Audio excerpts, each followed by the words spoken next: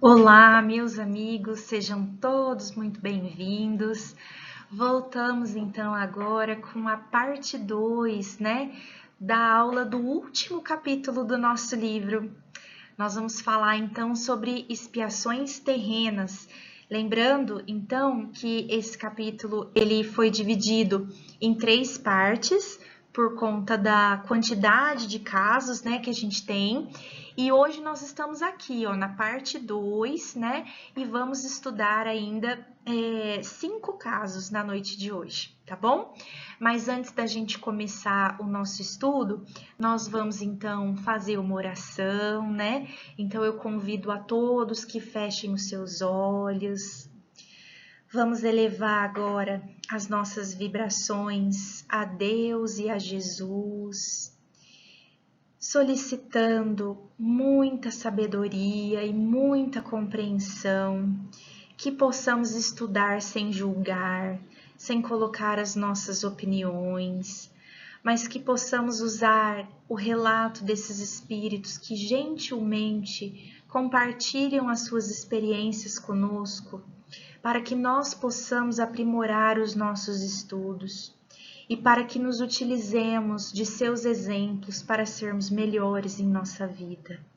Agradecemos, Senhor, pela oportunidade de estarmos aqui mais uma vez, acessando esse conhecimento, refletindo e meditando sobre cada assunto, e que possamos sempre conseguir ter sabedoria suficiente para colocar este conhecimento em prática nos momentos em que a vida nos desafia. Que assim seja. Muito bem. Então, hoje nós temos 5 casos, A história de um empregado doméstico, Antônio B., Letil, um sábio ambicioso, e Charles de Saint-G., o idiota, que depois eu vou explicar o sentido dessa palavra quando a gente chegar, então, nesse caso, tá bom? Vamos lá, então, Primeiro caso aqui, história de um empregado doméstico. Então, havia um senhor,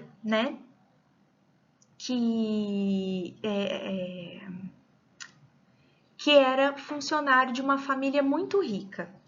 E esse funcionário, ele não parecia assim pertencer a uma classe social baixa, Ele tinha feições, postura, comportamentos como se ele fosse nobre também, no bom sentido, tá? Então vê-se que era um espírito que carregava já essa educação, Essa postura, essa nobreza, tá?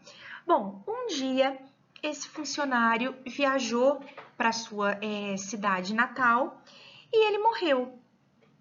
E aí, na evocação que foi feita, ele narra a sua seguinte história. Em minha penúltima encarnação, eu era, como se diz na Terra, de uma boa família, que foi arruinada pelos exageros de meu pai. Fiquei órfão e sem recursos muito jovem. Um amigo do meu pai me acolheu e me educou como se fosse seu filho. Me deu uma boa educação que me levou a um excesso de vaidade. Esse amigo é hoje o senhor D. G., ele não fala o nome, mas era o patrão dele nessa última encarnação. Então, ele nasce agora como empregado, dessa pessoa que o ajudou, na vida anterior. E aí ele continua. Eu quis, em minha última existência, espiar o meu orgulho, nascendo em uma posição servil, e encontrei a ocasião de mostrar devotamento ao meu benfeitor. Até mesmo salvei a sua vida, sem que ele nem imaginasse. Ao mesmo tempo, era uma prova de que saí vitorioso, já que tive força suficiente para não me deixar corromper, em contato com um meio sempre cheio de vícios. Apesar dos maus exemplos, permaneci puro e agradeço a Deus, porque fui recompensado com a felicidade que desfruto. Bom, A história, né, desse senhor, ela representa assim duas dívidas em uma, né? Se a gente puder brincar um pouquinho. Porque ele nasceu, então, numa família boa que foi arruinada, né? Porque o próprio pai tinha alguns excessos ali e levou a família à ruína. Depois, esse amigo do pai dele, então pega ele, cuida dele e dá uma boa educação para ele. E aí ele fica super vaidoso, né, e tudo mais. Então, quando ele morre, ele volta e aí ele volta como funcionário desse amigo do pai dele, que deu essa boa educação, que cuidou dele, como se ele fosse um filho. Então, ele já está se redimindo, né? Agradecendo por todo o carinho e por todo o cuidado que ele recebeu na vida anterior. E, ao mesmo tempo, ele vem, então, nessa posição de servo, para que ele possa, então, dominar o seu orgulho, para que ele possa dominar a sua vaidade. Então, mais uma vez, a gente vê aí um caso dessas provas, né, em que muito dinheiro, tal, leva realmente as pessoas a cometerem esses excessos. Então, pessoal, realmente a gente consegue observar que a prova da riqueza, ela é mesmo, às vezes, mais perigosa, assim, do que a prova da pobreza, né? Porque leva, muitas vezes, a pessoa a cometer esses atos, né? Mais, assim, excessivos, né? De vaidade, de drogadição, de sexo e tudo mais, tá? Então, olha que legal, quando a gente tá preparado para espiar, a gente vem e espia, e às vezes você não tá pagando uma dívida, às vezes você tá pagando um monte de dívidas, né? Então, que a gente preste atenção e tente não fazer dívidas nessa encarnação, que agora a gente tem consciência, para ter que pagar nas outras, né? Que a gente tente ficar aqui nessa, pelo menos só pagando aquilo que a gente deve, e não produzir mais débitos, né? Devido, então, ao nosso conhecimento. Bom, aí a gente vai agora para um caso muito pesado, tá? Mas é um caso, assim, bem interessante também para a gente estudar. É o caso do Antônio B, né? Ele não fala o restante do sobrenome. Bom, o Antônio B, ele pede, tá? Ele pede para que a expiação dele seja literalmente uma pena de talião, sabe? O olho por olho, dente por dente. Nós vamos entender o porquê dos motivos dele. O Antônio B foi enterrado vivo, tá? Então vamos lá, ó. Ele foi um renomado escritor, tá? Ele veio na vida como um escritor muito renomado. Ele era estimado pelos seus conterrâneos.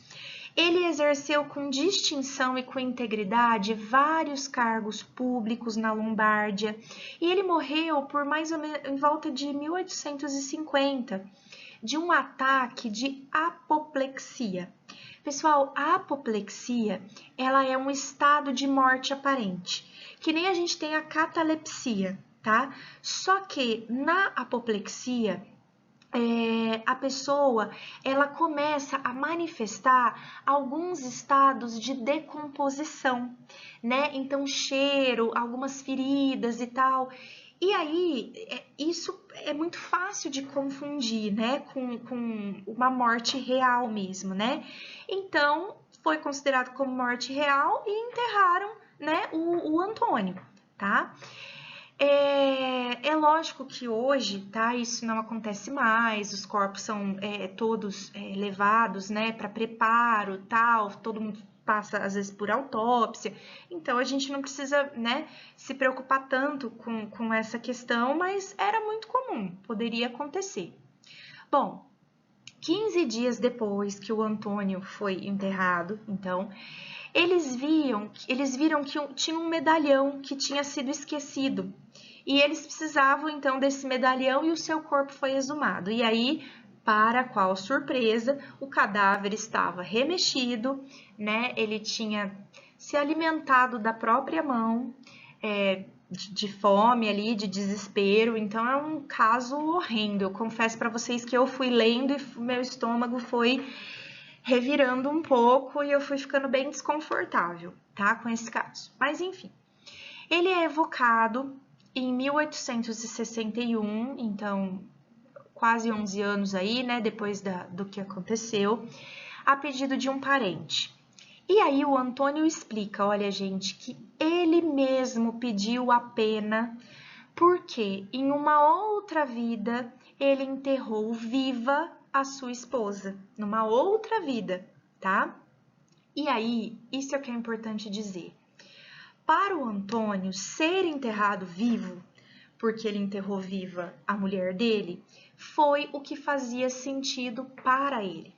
Se a gente pega aquela pessoa que gosta, né, de julgar, que gosta de colocar a opinião dela como se entendesse tudo, sem passar pelas experiências e tal, a pessoa às vezes vai ver uma fatalidade assim, uma prova assim, que é uma prova muito horrível, né, de um espírito passar, e vai falar assim, né, ah, tá vendo, ó, só acontece essas coisas com quem é bom, aquele cara que tá lá matando, que tá assassinando, que tá fazendo outras coisas, não acontece nada.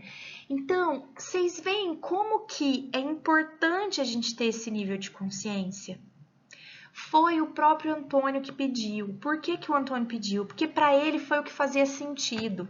Então a justiça divina não falha.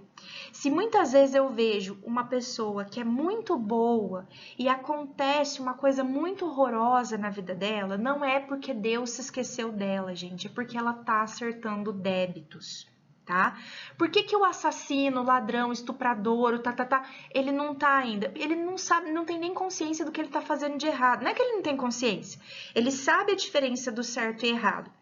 O que eu quero dizer é que muitas vezes ele ainda não tem o nível de consciência de que existe a vida eterna, de que nós estamos aqui para evoluir, de que nós vamos espiar pelos nossos erros. Muitas vezes ainda é uma pessoa que está tão fixada na matéria que ele não quer nem saber. Para ele, morreu, acabou, então ele vai fazer o que ele quer, porque ele não tem responsabilidade, entendem? Ele vai espiar isso? Vai, mas às vezes ele nem adquiriu a consciência para espiar, né, aquilo que ele está fazendo. E cada um de nós vai espiar na medida que a gente tiver preparo para espiar. Por isso que Deus não dá a cruz, né, para ninguém maior do que a pessoa pode carregar. Então, veja, o Antônio pediu essa prova. E por que ele pediu essa prova, né, tão assim cruel? Né, a morte horrenda, com muito sofrimento, possibilitou que o Antônio migrar para esferas mais elevadas. Olha isso, por isso que ele pediu. Onde a sua ex-esposa, que ele enterrou viva, já o esperava e tinha perdoado, né? Tinha o perdoado. Então, veja, ele teve... Podia ser que o Antônio falasse assim, tá, mas eu não quero passar por uma prova tão cruel. Só que se ele passasse por essa prova tão cruel, com tantos sofrimentos, né, ficando ali naquele caixão, comendo a própria mão, de desespero, né, de fome e tal, vai saber para onde que esse grau de consciência dele se elevou também. Então ele tinha a oportunidade, se ele passasse por isso, dele já migrar para uma esfera muito mais elevada, né, onde ele iria se reencontrar com a esposa dele, que ele tinha feito então todo esse mal, e ela já tinha perdoado ele há muitos anos, tá? Ela perdoou ele e seguiu a vida dela, por isso que ela já estava em esferas mais elevadas. E ele quis ir atrás. Poderia ter passado talvez por uma coisa menos aterrorizante, menos angustiante e trilhado um caminho mais lento? Poderia, percebem? Mas ele quis que fosse assim, entendeu? Então, é aí que tá, a justiça divina não falhou com ele. E você vê, para quem estava lá convivendo com ele, ó, ele era um escritor renomado, ele era estimado pelos amigos, né? Ele exerceu com distinção vários cargos, com muita integridade. Então, como diz aqui, ó, no final, né, nesse último item, o despotismo, o fanatismo, a ignorância e os pré-julgamentos que existiram na Idade Média e nos séculos posteriores deixaram as gerações futuras com uma dívida imensa que ainda não está liquidada. Vocês imaginam o tanto de barbaridade que a gente mesmo não fez, né, naquelas épocas. Muitos nos parecem não merecerem ser infelizes, porque a gente só vê o momento presente, mas a gente esquece do que a pessoa pode ter feito, do que nós possamos ter feito, né? Há muitos e muitos séculos atrás. Então, para a gente realmente parar de reclamar, né? Com o que acontece com a gente vai sofrer? Claro que a gente vai sofrer. Nós somos seres humanos, com todos os problemas que a gente está passando, a gente vai sofrer. Mas a gente pode sofrer de uma maneira boa e a gente pode sofrer de uma maneira má. Então, cabe aí nós escolhermos como é que a gente sofre de uma maneira boa, sem revolta e com paciência e resignação. Como é que a gente sofre de uma maneira má? Reclamando o tempo inteiro dos problemas, né? Achando que a gente é vítima, coitado, e achando que Deus esqueceu da gente, tá? Então, um caso aí muito interessante, né? Apesar de muito pesado, para a gente refletir, tá? Bom, esse caso também é muito pesado, assim, né? O que aconteceu com essa pessoa, mas vamos lá. Eu vou resumir aqui os detalhes, tal, estão no livro, né? Para quem quiser ler. Então vamos lá. Esse senhor, Letil, acho, industrial perto de Paris, morreu em abril de 1864 de uma maneira horrível. Uma caldeira de verniz fervendo pegou fogo e caiu sobre ele. Em um piscar de olhos, ele ficou coberto de matéria em brasa e percebeu imediatamente que estava perdido, né? Não tinha o que fazer. No momento, ele estava sozinho lá no ambiente de trabalho dele, com um jovem aprendiz. E ele ainda, gente, apesar de ele estar todo queimado, né? Ele ainda teve coragem e força para ir até a sua casa, que ficava a uns 200 metros de distância. Quando foi possível, né, alguém prestar ali os primeiros socorros para ele, a carne estava tão queimada que tinha até labareda na pele dele. E os ossos de uma parte do corpo e do rosto estavam à mostra. E ele viveu assim por mais 12 horas. A gente queima um dedinho, né, no fogão, alguma coisa quando tá cozinhando, já é aquela dor insuportável, né? Imagina a dor.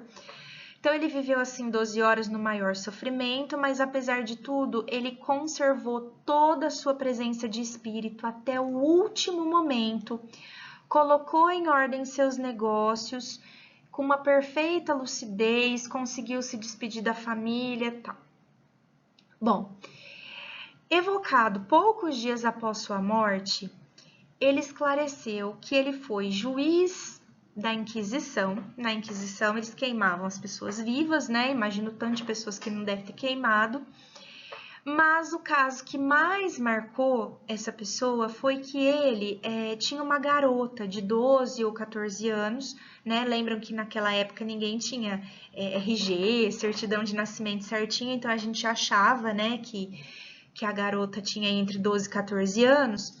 E essa garota foi condenada para ser queimada. Só que como ela era uma garota, nem os carrascos tiveram coragem de atear fogo nela. E aí o Letil, ele pega, ele mesmo vai lá, ele era o juiz da Inquisição, ele mesmo amarra a garota e ele mesmo põe fogo na garota. E esse caso, claro que marcou muito, né, a vida dele. Então ele explica que assim, é claro que ele já tinha voltado, ele já tinha reencarnado, ele era um homem de bem, né? Ele já era um espírito muito mais evoluído. Só que ele diz que ele ainda sofria muito, no plano espiritual, inclusive, mesmo depois dele já ter se arrependido, tal. Ele pensava muito nessa garota, ele sofria, ele revivia aquele trauma, né? Por muitas e muitas horas, muitas e muitas vezes. Então, se ele passasse por essa prova, né, de sofrer o que essa garota sofreu e de ter essa força, ter essa resignação, Deus daria como uma recompensa para ele o esquecimento completo deste fato. Então, veja, ele não ia só esquecer do fato enquanto ele estava encarnado. Quando ele retornasse à vida espiritual, ele teria o completo esquecimento do fato do que ele fez com essa garota. Então, mais uma vez, né, ele escolhe passar por essa pena, né, tão brusca, para que ele consiga então se esquecer e finalmente se desvincular, né, deste fato. Pode ser que ele pudesse ir mais devagar também, não sofrer tanto? Pode ser, mas ele quis que fosse assim, ok? Então ele pediu. É que quando a gente tá aqui, como a gente tem um esquecimento, né? A gente muitas vezes não se lembra daquilo que a gente pede quando a gente tá mais desperto na vida espiritual. Aí a gente tem o desprendimento do sono, né? Onde a gente se encontra com espíritos benevolentes, desde que a gente se prepare para dormir, né? Com os nossos mentores espirituais que vêm para nos dar força para que a gente possa aguentar os nossos tormentos, né? Bom, e com isso vamos partir então agora pro próximo caso, que é intitulado Um Sábio Ambicioso. Bom, aí a senhora B, também não diz o nome, né? Viveu 70 anos, por 70 anos, e desde os 5 meses de idade, ela foi atormentada por inúmeras doenças genéticas e derivadas dos próprios remédios que ela tomava. Então, como na época não se havia tantos conhecimentos assim, até hoje a gente sabe também que os remédios têm efeitos colaterais, né? Mas assim, desde os 5 meses de idade ela era muito doente. Os próprias medicações que ela tomava na época, né? Deixavam ela mais doente, davam outros tipos de sequelas aí. E mesmo assim, gente, ela viveu durante 70 anos em sofrimentos terríveis. Bom, a sua filha, a filha dela, que era médium e espírita, pedia para o seu guia para atenuar os sofrimentos da mãe. Então falava, pelo amor de Deus, tenha misericórdia da minha mãe, não deixe ela sofrer tanto, né? Qualquer pessoa que ama faria isso, claro. Mas o guia pedia para que ela orasse para a mãe, pedindo para que a mãe conseguisse suportar tudo aquilo com resignação. E não que a filha orasse para que a mãe não sofresse, mas para que essa mãezinha aí, pudesse então suportar aquilo com o máximo de resignação. E aí é claro que isso tem um motivo, né, que não era conhecido por nenhuma das pessoas encarnadas, mas que depois, então, na evocação, né, ficou conhecido. Que essa senhora B, em uma outra vida, foi um médico que praticou experiências muito cruéis para conquistar glórias, para conquistar reputações vaidosas, né? Para todo mundo falar, olha, que médico maravilhoso, como ele cura as pessoas, né? E tal. Então a intenção era a vaidade, né? Quando fazia essas experiências e tal. Esse caso me fez lembrar muito a questão ali da Segunda Guerra Mundial, né? Todos os experimentos que foram feitos, né? Me fez pensar muito nisso, né? O quanto que essas pessoas vão reparar, né? E provavelmente vão voltar sendo talvez boas pessoas, mas vão reparar, né? Ou já devem estar reparando. Porque se a gente parar para pensar, pessoal, não faz nem 100 anos ainda, né? Então isso para o mundo espiritual não é nada, né? Para um espírito voltar, reencarnar, espiar, não é nada, né? Então, mas esses males terão que ser reparados. Hoje, graças a Deus, a gente evoluiu muito, né? A gente tem comitê de ética, inclusive para experimentos com animais. Esses animais, eles não podem mais sofrer, né? Então, graças a Deus, a humanidade vem ainda evoluindo, mas a gente fez coisa muito horrorosa, né? E ainda tem espíritos no planeta fazendo hoje. Então, com certeza, mesmo adentrando no mundo regenerado, o mundo regenerado ainda vai ter muita expiação, né? Para que todos nós, então, possamos pagar realmente as nossas dívidas, né? E aí o guia ainda explicava, né? Ele dizia assim, ó, tenham coragem, todos vocês que sofrem.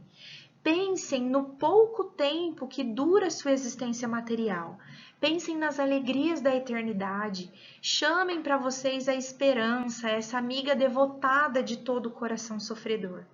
Então ele quer dizer assim que se a gente está passando por uma dificuldade, né, que a gente ore a Deus para que a gente consiga passar por isso. Não pede a Deus para que tire o seu problema de você. Peça a Deus para que Ele te dê força, para que Ele te dê sabedoria, para que você possa enfrentar a experiência desafiadora, né? Eu sei que não é fácil. É fácil falar isso, ainda mais quando a gente tá bem, né? Quando a gente não tá passando por nada. Mas nos momentos em que a gente estiver aí, né, numa experiência muito desafiadora, é bom a gente lembrar, voltar, pegar os livros, reler, né? Porque a gente vai encontrar às vezes coisas que nesse momento a gente leu e não fizeram sentido para nós, e às vezes num outro momento da nossa vida a gente lê de novo e aí faz sentido, né? Então, muito importante. Bom, aí nós temos o nosso último caso da aula de hoje, que é o Charles de Saint-Just, não fala mais, idiota. E tá escrito assim no livro, tá? Por quê, pessoal? Porque naquele tempo, as pessoas que tinham deficiências mentais eram chamadas de idiotas, né? Era a idiotia. Depois de muito tempo é que esse termo, né, foi se modificando. Então, de idiota, depois a gente passou a falar que as pessoas eram as retardadas, aí depois o termo retardado mental virou pejorativo de novo, então depois passou para deficiência mental, aí hoje a gente já chama de neurodivergente e possivelmente mais para frente os termos vão se modificando, tá? Mas só deixando claro aqui que esse termo não tinha nada de pejorativo na época que o livro foi escrito, tá? E depois os homens é que transformaram o termo, então, né, em algo assim, que não é mais politicamente correto, né? Algo bem pejorativo. Mas enfim, voltando então para o caso, que é o que importa, o Charles era um garoto doente de 13 anos.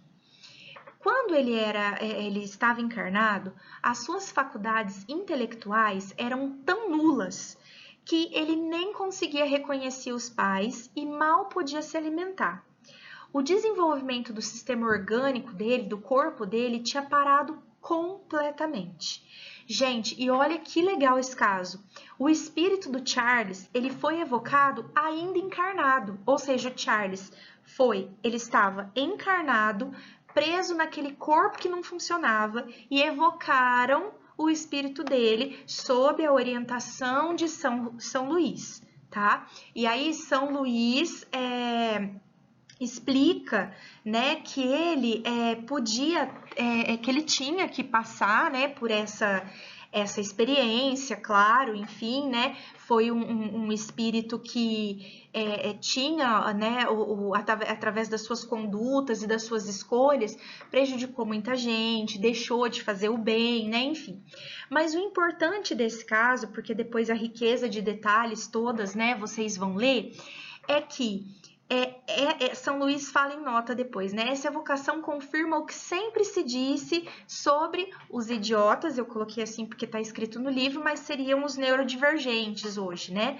Sua nulidade moral nada tem a ver com a nulidade do seu espírito, que, deixando de lado os órgãos físicos, reúne todas as suas faculdades. A imperfeição dos órgãos é apenas um obstáculo à livre manifestação dos pensamentos, mas não anula esses pensamentos. É o caso de um homem vigoroso, é o mesmo caso, né? Se fosse um homem vigoroso que vivesse com seus braços e suas pernas amarradas. Então, veja, o espírito encarnou e ele não podia se manifestar. Porém, quando ele estava em desdobramento, que o espírito dele saía, o espírito dele tinha os pensamentos perfeitos. Então, também é uma outra maneira da gente olhar para essas pessoas que têm, às vezes, a capacidade intelectual ou física e entender que aquilo ali, quem está ali é um ser humano como nós. É um ser humano que pensa, ele pode estar bloqueado momentaneamente nessa encarnação de ter os seus pensamentos corretos, mas quando ele sai do desdobramento, a capacidade cerebral dele pode continuar. né?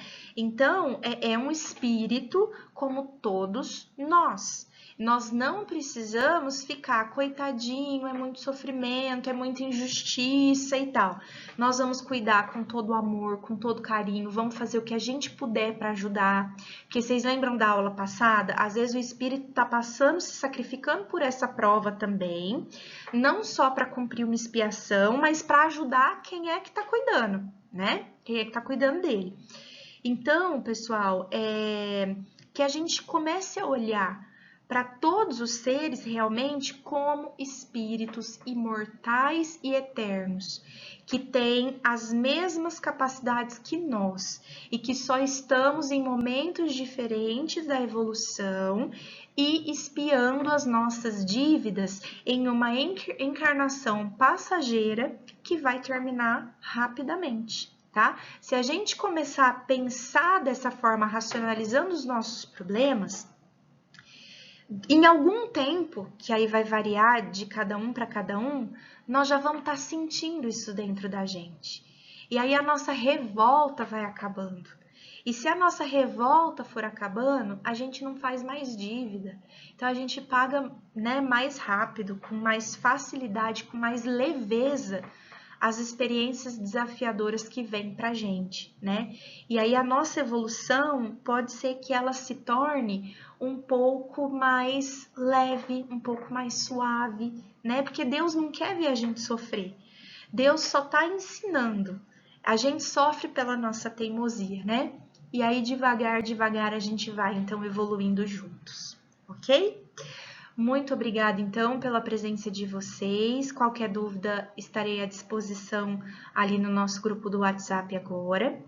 E aí eu encontro vocês na próxima semana para a nossa última aula mesmo, do último capítulo desse livro, a nossa última aula. Eu espero todos vocês, então. Um abraço grande e até a próxima semana.